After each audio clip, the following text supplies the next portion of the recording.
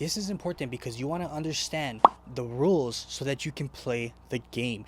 What is up, you guys? Welcome back to the channel. My name is Solomon, and here we talk about credit cards, credit card hacks, maximizing your credit card points, how to get credit cards, what to do with credit, how does credit work, anything that has to deal with credit. And that's why I started this channel, to kind of educate and share my knowledge with other people out there that are just as weird as me. So if you're as weird as me, do me a favor and smash the like button, and also for more videos just like this, hit the subscribe button. So today, this video is more crafted towards the beginners, for those of you who are just getting started in the credit game. Now, for me, when I got started in the credit game, I didn't really know what I was doing, and I started to ask people who were supposed to be ahead of me in life, that seemed like they knew what they were doing. So I'd ask, like, what cards do you have? Why did you get that card? What card did you get first? What card did you get next? Why did you go in that order? You know, and a lot of people don't know.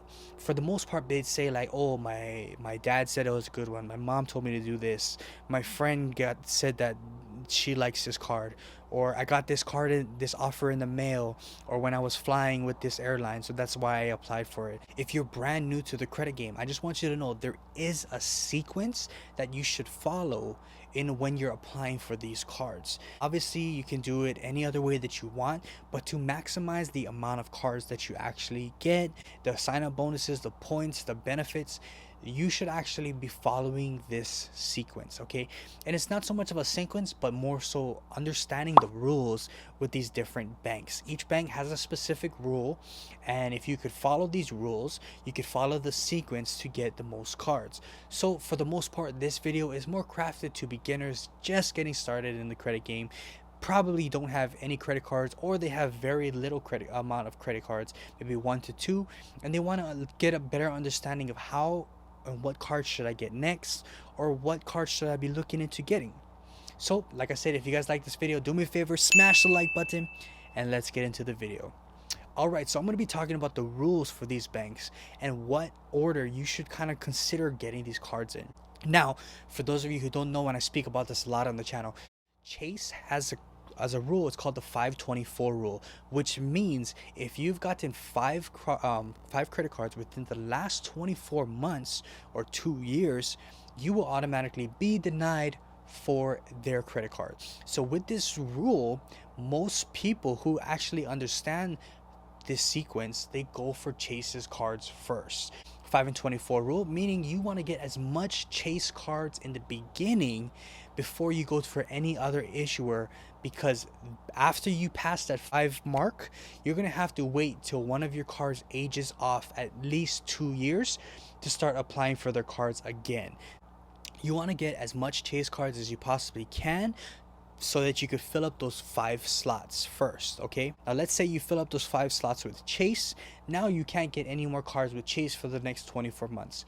Where do you go next? Most would go to American Express. American Express has a 2 and 90 rule, which means that American Express will only approve you 2 credit cards within a 90-day window. Keep in mind though, this does not include charge cards, okay? Charge cards is not a credit card, so that does not apply to the rule. Most people, and I've seen a lot of people and a lot of data points too, like on Reddit and stuff, most people will apply for 2 cards at once so that they could actually combine those 2 applications into one hard inquiry. So you can also try that out. I mean, do your research first before moving forward with that tip. The next one would be Citi. Citi has a 1 and 8 rule. For personal credit cards, you can only get approved for 1 Citi card within an 8-day period. Citi also has a 2 and 60-day rule, which is you can actually get approved for 2 Citi cards, with whether personal or business, within 60-day period. And then lastly, they also have a 1 and 90-day rule, which means you can only get approved for 1 business card every single 90 days with Citi.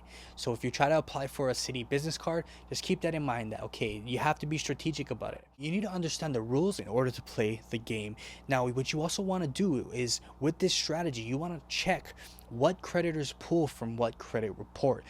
So you can actually look on credit boards, you could Google, oh, where does Chase pull from, or where does American Express Blue Business pull from, or where does City Prestige pull from. You don't want to have more than 3 inquiries within the last 6 months.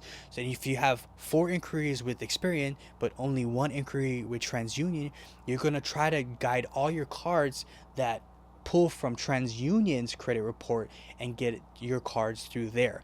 That way you have time to age off the Experian inquiries so that you can actually use that once again. You don't want to have more than 3 inquiries within the last 6 months because it makes you look more desperate. So understanding what cards pull from what credit bureaus is very, very important. So it's very simple.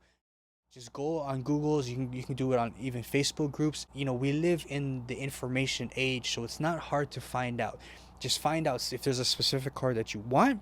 Find out what credit bureau it pulls from. Look at your credit bureau. Look at that credit bureau on your end. How many inquiries do I have on there? If it's a lot, then you can't get that card. But if you want another card and it pulls from a different credit bureau that you have less inquiries on, hey, and you think you can get approved for it, go for it.